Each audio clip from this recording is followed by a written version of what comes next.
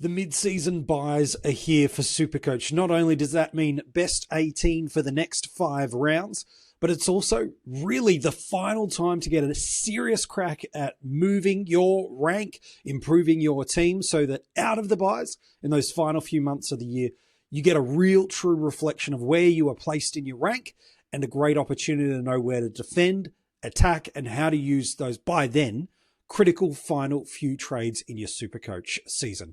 This week, as we do every single week, going to give you my top 10 trade targets to hopefully help you make some informed decisions to improve your side and your rank for 2025.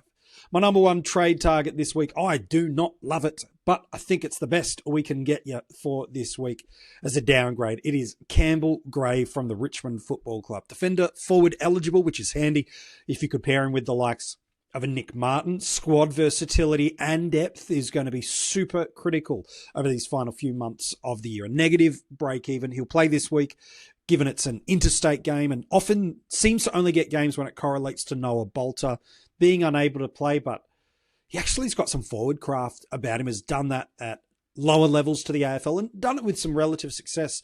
So I don't think it's just going to be for the remainder of the year, no Bolter, then Gray plays. I think he will play more often than that. And as a result, that flexibility and the opportunity to squeeze out some really important cash for some upgrades either this week or next week, it's strong enough for me. The break even's good, but the flexibility is really what I'm trading in for here, to be able to move him, Martin, and others around. Yeah, this is going to be great. I would be, if I'm making any downgrade trade this week to a sub 120 guy, this would be the territory I'd be hitting. My number 2 trade target, I want to get you a little bit more creative now. Toby Greene, the GWS skipper. I know you're like, well, that's coming off the back of a great game last week, MJ. He's been a little hot and cold. Yeah, that's Toby, but let's put a couple of things into perspective here. He's under 400,000, but he's currently the 15th best forward in the game via total points. So it's not exactly like he's having a rubbish year. But 100, 150k short of some of these top-end premium forwards that we've got. And he's not too far off them. And importantly, he does a couple of things for you here. Number one, he's coming in at a really attainable price point up against Richmond, who last year, he scored a 154 on them.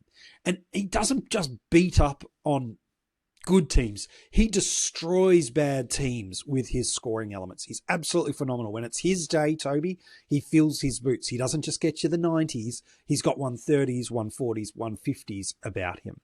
Equally important in this year is because we've got a stunted cash generation. The issue for us hasn't been the volume of rookies or the volume that had come. It's that the fact that they've stalled through injury or multiple and frequent vests. And as a result, they haven't fattened up enough for us to really look at them and go, it's worth trading. Like, go through your list. You've got the Huswaits, the Halls, the El Hawleys, Simpson. It was a great unfortunate example of it again last week, where there's no fat on the bone here. That is it worth trading for $20,000? I don't think it is. So a player like Toby, who on his day can match it with our top-end premium forwards, who's under 400,000, makes it like he's a super easy trade via Zach Reed if you want to open up the flex position or do some DPP maneuverings.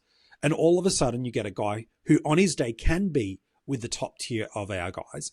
And over the season, if he drifts to your flex spot or to your kind of 5th, 6th, 7th forward, and you're just rotating across that, like him and a Filippo might be a perfect forward 6, forward 7 type of combination, right? I think we're going to need to be looking at creative ways to get to our quote unquote completed teams. And we might not be able to do it if we want the big dogs of the Bontempelli, we want the Daicos, we want this upper echelon of player. This might be the only way we can do it. Creative trading, looking at guys that can sit in that void for us and be decent options. I like what he could be. He has got some 90-plus histories about him from a seasonal average. And if you can get that at this price point, my gosh, I do find it hard to ignore. My number 3 trade target this week, I've talked about him for a couple of weeks now, and technically you can wait one more week if you've got other pressing issues that you like this week, but Lohmann is real high on my trade targets this week.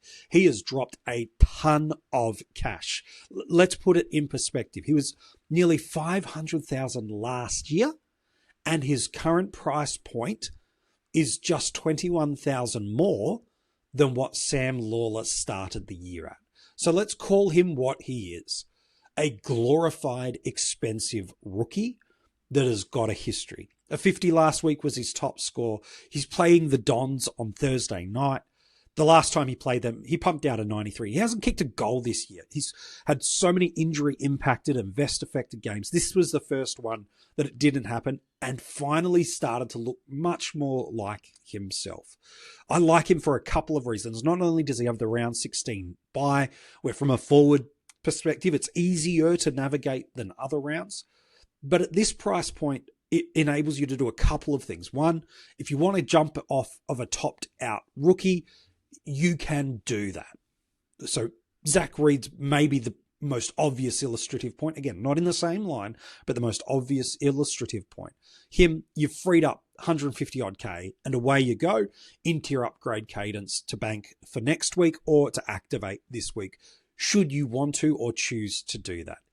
Equally, it's about 100K off a Simpson if you're trying to reactivate that spot as a cash generation. Because on his day, he's got hundreds. Go back and look through his 2024 scoring data. There's consistent 80s, 90s, and some hundreds there last year. I know it's last year, but it's the reminder of his capacity and ability that we haven't yet seen fulfilled so far this year.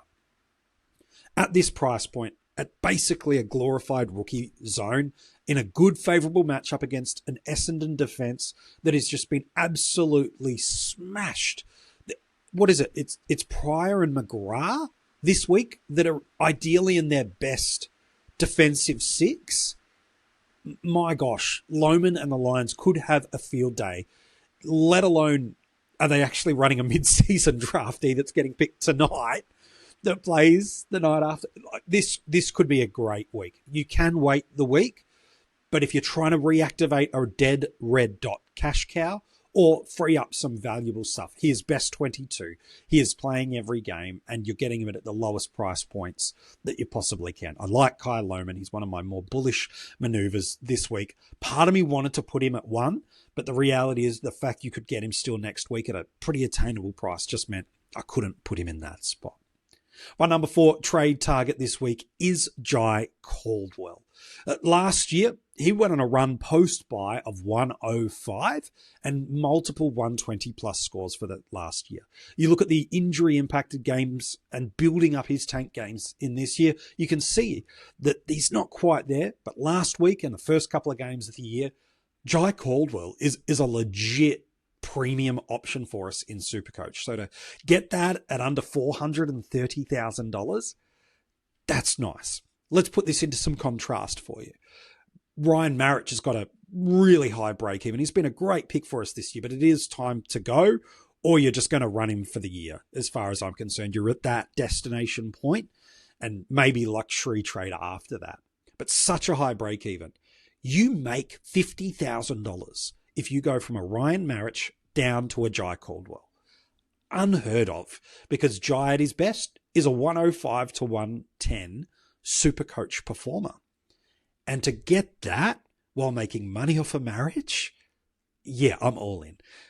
He's got just a favourable fixture as his teammate in Zach Merritt that people seem in SuperCoach to keep falling over, but he does not have the tag risk that many of our premiums do. And he's got a great scoring base through tackles, and he does get involved in the scoring chains that Essendon have.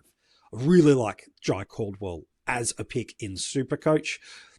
I'm pretty keen to at least have a look at it. And if your buy structure allows it, I'd consider you to do it as well. Then my number 5 trade target. He's down $95,000 from where he was at the start of the year. People paid up for him about a month ago. Who am I talking about? Nick Daicos. $536,000. Like, let's be honest. There's only a handful of players in SuperCoach that you can legitimately say could take a season away from you at any given time. If I was to give you 5 options and 5 players that you go, if I didn't have this person, they could take a season away from you and you wanted to build that super coach list, you'd put a player like a Marcus Bontempelli in there. You'd put a Zach Butters in there. You'd probably even start heading to the rucks and looking at the likes of a Cherry and a Gawn to go in there. But if in that top 5 you didn't have Nick Daicos, you better check yourself, because on his best, he's as good as anybody in the game. And so if he's one of the players that can take a season away from you based on his scoring, you need to then find a pathway to get into them at some point in time of the year. To me, this could be one of the optimum times to do it. If you don't get him this week, it's got to be post-buy as far as I'm concerned. But this week, let's look at where they sit. After the round 14 bye, which they share with the Suns, Tigers and Swans, it does start to open up a little bit. And of all the mids that you might be looking as premiums or premiums in general from that round, it's one of the lighter options. You're looking at a Warner, probably. Maybe you've got a Noble, maybe you've got a Heaney, maybe you're still rolling a Roberts. But that's probably it from this buy round. So you shouldn't be overstocked here. But let me give you some info about Nick. He's currently 55% owned across the format. But if you look in the top 1%, which that's what you should be looking for if you're in contention, is not the overarching number, the top 1%. The top 1%, he's in 84% of teams. And so if you're chasing the grand prize without Nick as a point of difference, your risk profile is now really swollen out. It is not the person I want to go against. And at under 550k, I'm comfortable with that. Yes, the infamous Finn McGuinness tag might come towards him, but politely, Finn's and Hawthorn are not playing that style that they used to years ago, and neither are Collingwood and Nick's development in that space where it was a few years ago. And even if, sure, Finn McGuinness shuts him out of the game and he goes a 90, okay, you're now with 84% of the top 1%. And you've removed the risk profile in your side. So you're getting him not just because it's defensive, but you're getting him because the price point may just be as low as he gets. He can take a season away from you. There is a risk profile, but Hawthorn are not Hawthorn right now in comparison to what they've been over the last year or two. I'm happy to get into my shares of Nick Daicos if I didn't have him already. So my top 5 is Campbell Gray, Toby Greene, Kai Lohmann, Jye Caldwell, and Nick Daicos. You ready for a couple more that I can give you? All right, let's help you out. Max Holmes is my number 6 trade target. We had him on this list last week. I want to put him back there again for us as Bailey Smith continues to get more attention. The freedom that Max Holmes gets is starting to be seen more and more. Rollercoaster scoring for sure, but on his day, one of the best scorers that can hit 130s with frequency and volume that we absolutely like. Again, good, strong ownership in the top 1%, let alone overall. Got the Eagles this week, and people keep talking about their post-run buy, and it's amazing, but even before the buy, it's brilliant. If you look at the DVP, which is defense versus position over the last 5 games trend in SuperCoach, he's got some really great matchups before he even gets to his bye. He's got the Eagles this week. He's got the Suns, which are a super favorable inside mids matchup. And then he's got Essendon. This is an awesome trio of matches before the bye. And then post-bye, there's 2 Richmond matchups that sit in the mix of that, as well as some other much more favourable matches for inside mids, which is where he's spending sort of 60-65% of his time on the ground. He is the type of player that with some space and time against a lower calibre of opposition, or the teams that gift transition mids and stoppage mids, because he can play a little hybrid of both, wow. It's strong. And again, just over 500,000. If you're looking for someone that can go on a tear of 110 over the next few months, I think that's Holmes's capacity. That may just be his destiny. And to get it at 500k, where we're trying to save every 20, 30, 50,000k we can to get the upgrade squeeze we like, I do like Max Holmes in at this spot. Maybe you're looking to create some separation in your side. Let me help you do that in your forward line with Kobie Pickett. Right now, over the last 3 weeks, he's 12th in the league for average.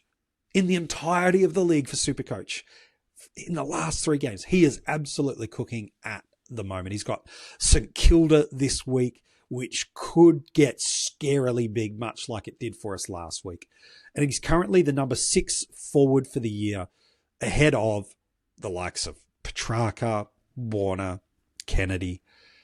He's having a ripping season, and it's getting under the radar. Again, you look for a guy that's got high ceiling frequency. This Melbourne team has changed what they're doing over the last 5 weeks, and Pickett is a key piece of that. If you're looking for some deviation from the pack, you're looking for some ceiling in your forward line, you're looking for a little bit of value, and again, maybe this one helps your buy structure a little bit more. I actually really like Kobie Pickett as a spot. At some junction in the year, you're going to need something that separates you from the pack. Now, that might be fading a popular option, sure. Or it could be in a spot you create a place of difference. And Kobie Pickett as your F6 differential, there's not too many that are better than him, at least based on current form. I'm big on that. My number 8 trade target, starting to get dangerously close to the weeds of my trade targets. But let me give you one that could still have a little bit more to go. But again, it's got to be this week. Isaac Heaney. He's got a break even in the 60s. He's got a decent last couple of weeks. He's gone at 118 in his last 3. Again, priced at 530. I would choose Daicos over Heaney, given there's only 5,000 difference based on their history of performance. But maybe you're already a Daicos owner and this is the realm you're shopping in. He's got Richmond next week, which looms favourable for him. While Richmond aren't the easy beat-up team that we might have thought they were from a SuperCoach scoring perspective, they are still leaking a ton of points. And it wouldn't shock me as they get super close to their bye that these young kids that have really been impressive just start to tire. The weight that the statesmen of their team start to slow them down a little bit. It's a long grind this season. I think we could see some big blowouts. Look, regardless, back to Heaney. Adelaide this week is not great, but he's got a really good recent history on them for what it's worth. 141, 120, 106 in his last 3. Has turned the form corner in the last 2 to 3 weeks, especially. If those two variances collide, I think this will be really favourable for you. Again, Daicos over Heaney for me in this range. But if you're one of the 45% that don't own him and you're looking for a value mid that's got 110 capacities, he was the best SuperCoach scorer for the first couple of months of last year. He's starting to get back to that. And if he can, with low ownership, a favourable price point, a pretty decent buy structure for you, let's be honest, all these variances might just land favourably for you. Let's stay with his teammate now for my number 9 trade target, Angus Sheldrick. Back-to-back 80s and is finally free of the vest. And importantly, he was freed of the vest despite Sydney bringing in both a Callum Mills and a Taylor Adams. Now, Callum's out of the side this week, serving his 1-match suspension, which I think is probably good for his conditioning anyway. But I don't love this one. Yes, he's priced comparably to a Kai Lohmann, but the difference between the two for me is Kai is clearly established in this best 22, and when healthy, is never a vest consideration. Angus, for me, is always fringe when you look at this Sydney midfield. He's been outstanding the last 2 weeks. I am not going to lie. But we're looking at him going, he's really only had 2 good weeks and he feels like it could be a vest any given week. Yeah, for me, I know there's a bunch of guys in this range. McAuliffe sits there too that some are considering.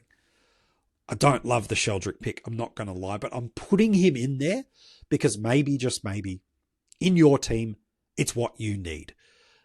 And it's okay. Every team's unique in its makeup. It's unique in its differentials around it, and he could still work for you. So he's there. I don't love this one. I feel like I'm just getting too much in the weeds and scraping the bottom of the barrel and all the analogies you'd like to use to say I don't love it. But for someone, it might just be exactly what they need. And then one last kind of maybe left of centre field downgrade targets for you as my number 10 trade target. Kaleb Smith. 127k, already played multiple games, already had a price movement, negative break even of 4. So not amazing in that regard. But last week was his first game that was really vest free and he scored high 60s. So that's positive for us. But it's about the narrative of Kaleb rather than the scoring of narrative that I'm interested in. Tigers are clearly exploring this list with no Jaden Short for now another couple of weeks, it seems. Others, like a Banks, have really elevated themselves and stood up. They do need to see, and Uze needs to see, who of these guys that have been on the list for a couple of seasons now, which Kaleb has, are going to make it through and be with us in 4, 5, 6 years' time when we hope to be back competing deep into finals and premierships again. Look, he's a speedy, dashing player off the back line. Got some good intercept skills about him. So if they're going to explore and give him a 5-6 week stretch of games where he's freed of the vest, we could see a ton of 60s pour out here and he gets to a 240, 250k price point for us over the next 6 weeks. And again, if that's reactivating a dead spot for you off a player like an El Hawley who's injured at the moment, a Bo Allen who just doesn't seem to get picked, watch him get picked this week. I don't mind it. It is unique. It is low ownership. And it has got a high variance of risk. I've clearly got his teammate in Gray as the downgrade option ahead. But if, again, you're heading right towards the depths, you're needing to squeeze every life of cash you can out of an upgrade. And it's a player that'll get games in the back half of the year, not every week, but will get at least an opportunity to showcase his skills. Then Kaleb could be that guy. So those are my 10 trade targets for you this week in SuperCoach. Did I name any of yours? If I did, why don't you like this video to let me know that, yeah, you nailed it. You got one of the guys that I'm looking at trading into this week. But comment below. Let me know. What are the trades you're making this week in SuperCoach? You're using all 3 available for you. Maybe you've got the boost and you're hitting rare air of 4. I tell you, a 4 trade week feels amazing. It's not great on watching your trade numbers going down, but it feels great when you make that trade. Whatever the trades are you're making this week, why don't you comment below and let me know. And if you haven't subscribed to the channel yet, make sure you do so. We so greatly appreciate this. It's one of the small things you can do that helps not only you get notified and find out when there's a video that's dropped, but also helps support us in a massive way.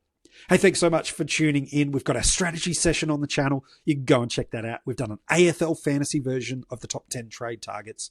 Those are both available here on YouTube as well. But thanks so much for tuning in. We'll be back with you next week, helping you with your SuperCoach side.